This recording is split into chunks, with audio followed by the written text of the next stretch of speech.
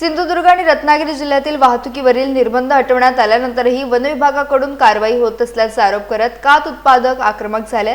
खासगी मालकीच्या जागेतील खैरतोड आणि वाहतुकीवर निर्बंध नसतानाही शेतकऱ्यांची वाहनं अडवली जात असल्याचा आरोप रत्नदुर्ग कात उत्पादक संघाने केला आहे।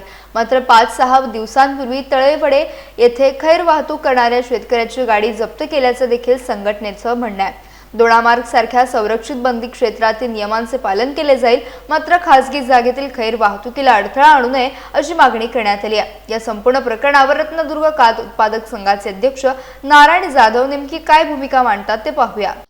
29/7/2026 रोजी मंत्रालयामध्ये रीतसर संपूर्ण कोकणाच्या या खैर प्रक्रिया उद्योगासाठी एक मीटिंग बोलावण्यात आली। त्यामध्ये वनमंत्री आणि कोकणातील सर्व आमदार उपस्थित होते।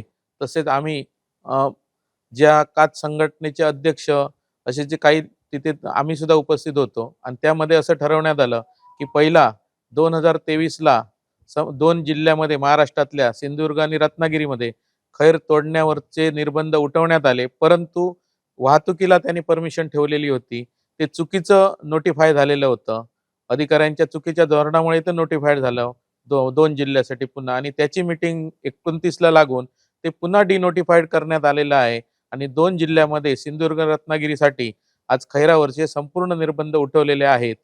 त्या मीटिंगमध्ये आपल्या सिंधुदुर्गाचे DCF सुद्धा उपस्थित होते आणि आता जे 29 नंतर ज्या गाड्या पकडतायत ही सुद्धा प्रक्रिया पूर्णपणे चुकीची आहे। कारण DCFने ह्याच्यात ताबडतोब खाली आपल्या अधिकाऱ्यांना तशा प्रकारचे आदेश दिले पाहिजे होते, परंतु दिलेले नाहीत आणि एक 5-6 दिवसापूर्वी तळवड्यातली एक अशीच गाडी पकडली, ही सुद्धा चुकीच्या पद्धतीने पकडलेली आहे। त्यामुळे तात्काळ त्यांनी DCFने असे आदेश दिले पाहिजे आणि शेतकऱ्यांचं हे उत्पन्न आहे, शाश्वत उत्पन्न आहे आणि त्याच्यावरती कुठेतरी बाधा येते ह्यांच्या चुकीच्या धोरणामुळे, असं माझं स्पष्ट मत आहे।